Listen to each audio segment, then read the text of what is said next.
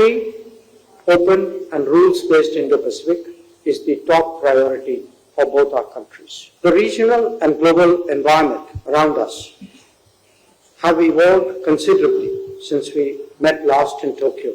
There is further complexity and volatility in the Indo-Pacific region and the world at large. India and Japan are resolute in our opposition to terrorism, including cross-border terrorism. Let me add my words of welcome to Foreign Minister Kamikawa and Defence Minister Kihara, who are here for the third round of the India-Japan 2+2 Foreign and Defence Ministerial meeting. We have just concluded extensive and productive exchange of views on cross-cutting issues pertaining to defence and security. Prior to that, I also met Foreign Minister Kamikawa separately to discuss bilateral, regional and international issues. The regional and global environment around us have evolved considerably since we met last in Tokyo 2 years ago. There is further complexity and volatility in the Indo-Pacific region and the world at large. Our economic landscape is also more complex, making transparency, predictability and resilience an essential part of our security. The world of technology may present new opportunities, but they have also thrown up new challenges. Our 2+2 dialogue today was an occasion to share assessments and agree on cooperation in this regard.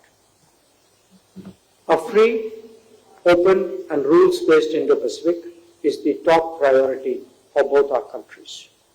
We explored the possibility of coordinating our respective security and development assistance where our interests converge. We discussed the unfolding new avenues for technology, research and industrial cooperation between us as well. The growth of technology also necessitates human resource cooperation, semiconductors being a very good example. This is crucial for our diversification and de-risking efforts, for our economic and technology security overall, and for sustained economic resilience of the world. We are also considering a dialogue that will seek to give shape to these common objectives. Such trust-based collaboration in emerging technologies, including in the field of defense, will progress best when our approaches to technology sharing evolve. To this end, I requested our Japanese colleagues to look into regulatory bottlenecks that currently exist. India and Japan are resolute in our opposition to terrorism, including cross-border terrorism. We discussed strengthening our capacity building cooperation, including on dealing with challenges emanating in cyberspace and through the misuse of digital technologies. We have underlined our interest in deepening information sharing and cooperation for protection of critical information infrastructure. I appreciate Minister Kamikawa's determined effort to highlight the role of women for peace and security. India is the very first country to operationalize UN Security Council Resolution 1325. I am happy to announce that we will be holding a first ever UN peacekeeping for women officers of the Global South Conference in the first half of 2025. Given Foreign Minister Kamikawa's leadership on this matter, I extended a special invitation to Japan to join this conference. As members of the G4, India and Japan have been in the forefront of the advocacy for reform multilateralism. In the meeting today with Foreign Minister Kamikawa, I took stock of the current efforts on the reform of the UN Security Council and underlined the need for our united efforts. This year marks the 10th anniversary of the India-Japan Strategic and Global Partnership.